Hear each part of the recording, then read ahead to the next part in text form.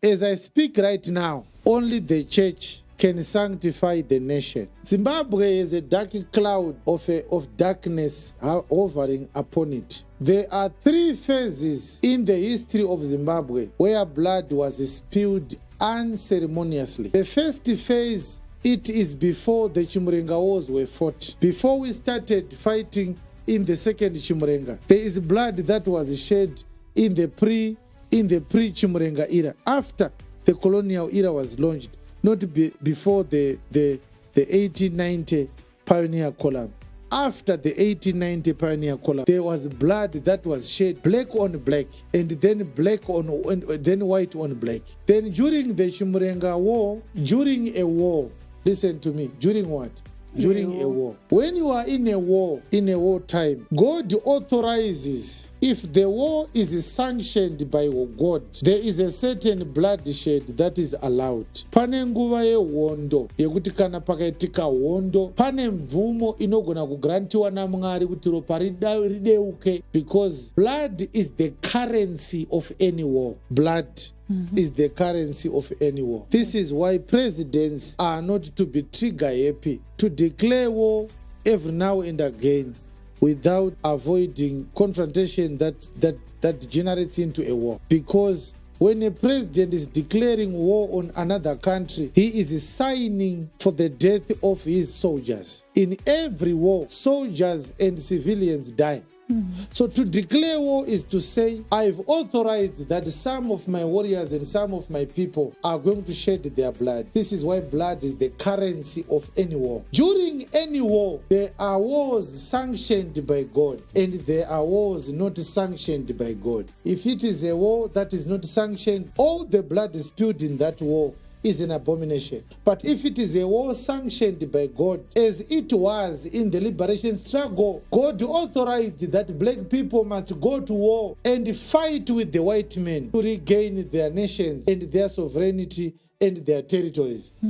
This is where blood is shed with the sanction of God. So the sons and daughters of Zimbabwe that died during the second Chiwenga War and the first Chiwenga War, they are heroes of the nation. You understand? Their blood does not desecrate the nation. The blood becomes the rocks upon which the nation's foundation is built. During that war, God only authorized the black people of Africa to go and kill the white men who were refusing to let go of their territories, which they did not have a right to hold on to. But when black warriors from Zanla are killing black comrades from the Zipra camp, it becomes an abomination because it is an unsanctioned war. It is a war launched upon a brother by a brother, but on the basis of political expediency, greed, and vendetta. You understand? So I want us to read 1 Kings chapter 2. 1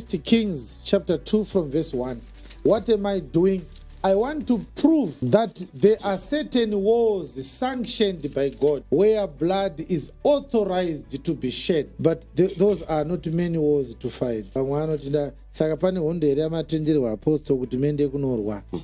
Verse number 1. Now the days of David drew nigh that he should die, and he charged Solomon his son, saying, I got the way of all the earth, but be thou strong therefore, and shew thyself a man, and keep the charge of the Lord thy God, to walk in his ways. All right, verse number 5. David was giving final instructions to Solomon before he died. Solomon was going to take over from David. Yes. Moreover, thou knowest also that Joab the son of Zeruiah did to me, and what he did to the 2 captains of the hosts of Israel, unto Abner the son of Ner, and unto Amasa the son of Jether. So Joab killed Abner the son of Ner, and Joab killed Amasa the son of Jether, whom he slew and shed the blood of war in peace. Joab shed the blood of war in peace, and put the blood of war upon his girdle that was about his loins, and in his shoes that were on his feet. Yes. Do therefore according to thy wisdom, and let not his whole head go down to the grave in peace. Don't allow Joab to grow old. In other words, David was saying, you have to kill Joab. But why should Solomon kill Joab? The answer is in verse 5b. Joab killed Abner the son of Ner and Amasa the son of Jether, whom he slew and shed the blood of war in peace. The time that Joab killed Abner and Amasa was not a time of war. It was a time of peace. Yes. If you want to understand enough about the time of war, go and read 2 Samuel chapter 11 verse 1. And it came to pass after the year was expired, at the time when kings go forth to battle, that David sent Joab and his servants with him and all Israel, and they went to destroy the children of Ammon. So according to 2 Samuel 11:1, there's a time for war. There's a time for war. There's a time for war. So Abner and Amasa died. But the time Abner and Amasa were killed is not the right time. Israel was not at a time of war. Israel was at a time of peace. So when you kill people who ought to die only at a time of war, it's an abomination. It brings a curse upon the whole nation. So what I'm saying here is I'm showing you these scriptures that there was no other solution for David than to kill Joab. Why was he planning to kill Joab? To cleanse the nation. So when we say Zimbabwe is cursed, it has shed innocent blood, something that should have only happened during a time of war. You must understand that only the church knows how a nation can be cleansed. They can go to as many sangomas as they want. Our nation will always have a dark cloud upon it. It has innocent blood that was shed upon it at a time of peace. So the third season where innocent blood was shed was after independence. From 1980 to date, there are so many sons and daughters of our nation who were murdered for political reasons, unjustified as concerning the law. There is no explanation as to why we don't have Itai Zamara. There is no logical explanation why they murdered Mo Blessing Ali. There is no logical explanation that they murdered Chitsunge.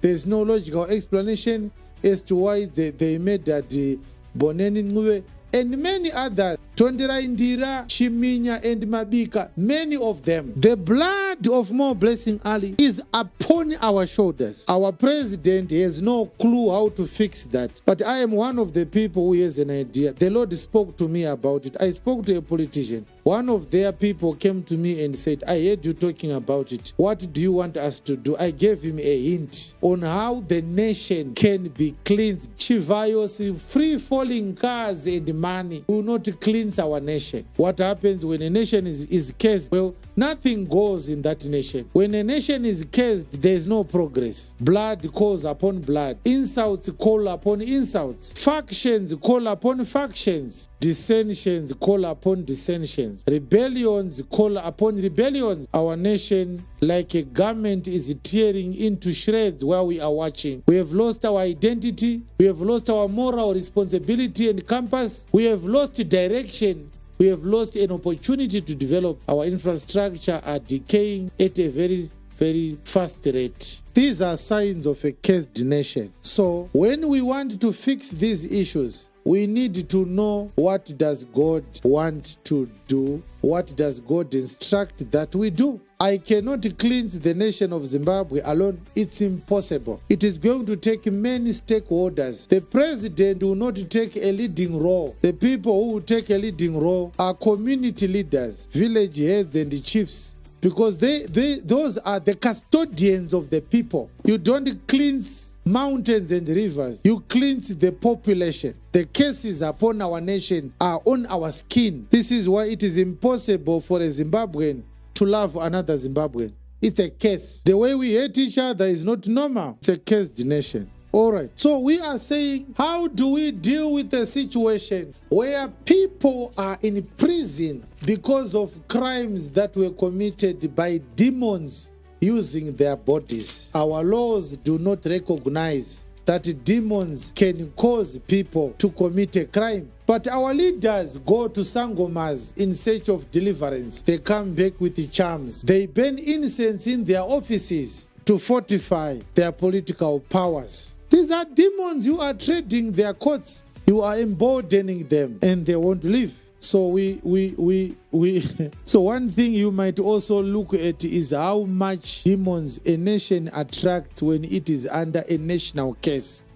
It's easier for us to deal with a case that is upon our president, but we also have a national case where every Zimbabwean is guilty for participating in the shedding of innocent blood by our inaction, our apathy, and our subservience, our ineptitude, and our ambivalence. When we bury a person who has been murdered and do not invade the police station to act, we are participating in the murder of our brothers and sisters. This is why the case is upon all of us. My question is, how many demons have we attracted as a nation when we got that case as a nation? We are going to read Mark chapter 5. Remember, that was our initial scripture. But we then had to turn to Mark chapter 9. Because in Mark chapter 9, we have a man, and yet we have a nation which does not have the knowledge that the father of the lunatic had in Mark chapter 9. The man said to Jesus, Master, have mercy on our son. He has a dumb spirit.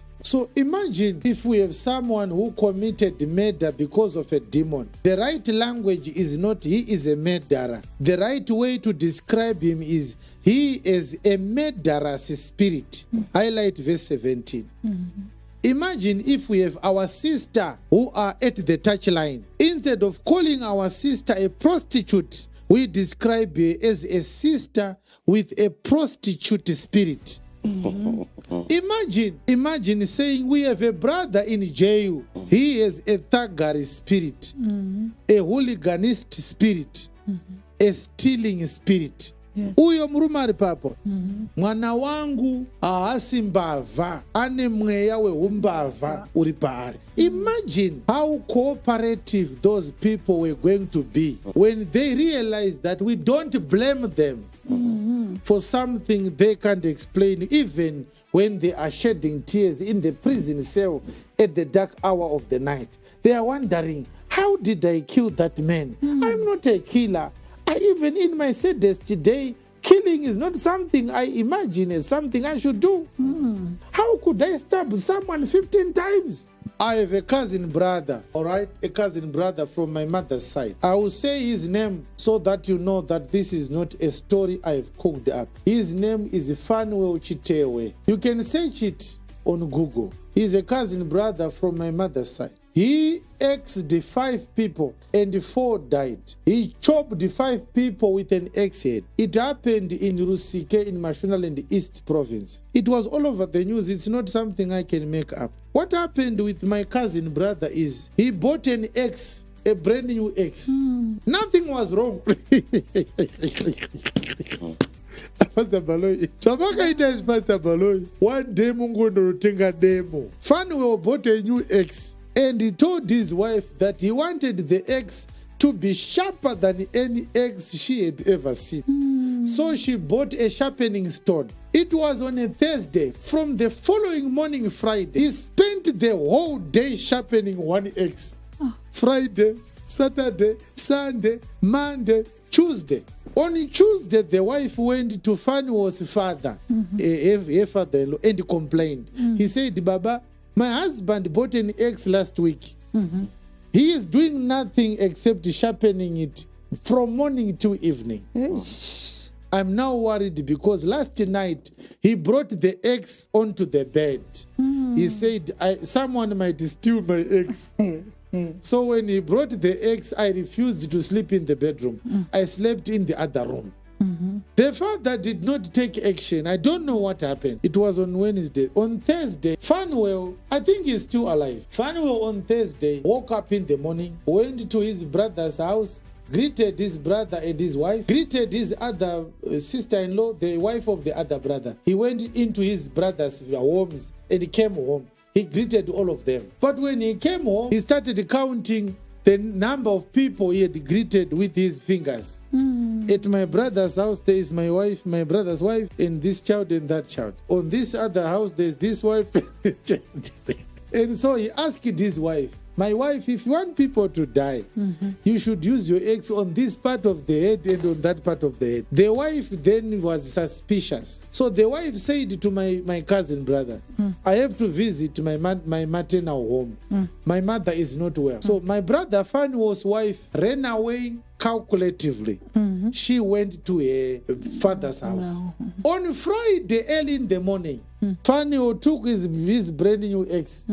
He smote his eldest brother's wife and 2 children. He went to the other house and asked the 2 other people. 3 people died on the spot. The other child died in the hospital. The other woman died in the hospital. The only person who survived is the 5th child, who was an infant. They had to stitch up the throat to put it together. What happened with my brother Fanio after doing that, he took his ex and went into the nearby hill. Every time people were coming to attend the funerals, when he heard people talking, he would come down and greet them. Where are you going? We are going into the Chitewe's house. Somebody killed his brother's wives and children. And he would say, oh, I don't know about that. This is not right. Why would someone do that? The police were called. He didn't run. He was in the mountain. So he was taken to prison, but the court said he is lunatic, mentally ill. So he didn't serve his term completely, but what the family did is they went to ask the courts that they can't bring him back. They're afraid that he can do it again. So I think he stayed in prison for about 5 years or so, not as a prisoner, but as a way of trying to contain him. He was already acquitted. But finally, the court said he can't stay in prison because he is not guilty of any crime. And so he had to go to another place to stay. I can't mention that place now. But I'm giving you this example because it's a story that I know of. All right. We attended the funeral of those people who died. They are our relatives. How do you explain that? I was young. I was in grade 6 when my cousin brother did that. The police came to the mountain. They asked him to come down. He came down. They put him in the police van and put him under handcuffs. Yes. They went to the place where the funerals were happening, and he didn't know who had died. Yes. So he was asking, are you saying my brother's wife has died? Is my brother okay? Imagine how painful it is. Yes, yes. Could this person has killed someone, but he doesn't know it? Yes. And all of a sudden, it's mental illness. How is that mental illness? Yeah. Never not tender. Those are getting kurwara nepfungwa here. Akusi kurwara nepfungwa. And so you look at a situation like that. How does the family deal with that? Yes. What you don't know is this demon has caused an abomination to take place. Yes. Even if we deal with this one who was used by a demon, the family of that man is now needing sanctification. Yes. Yes.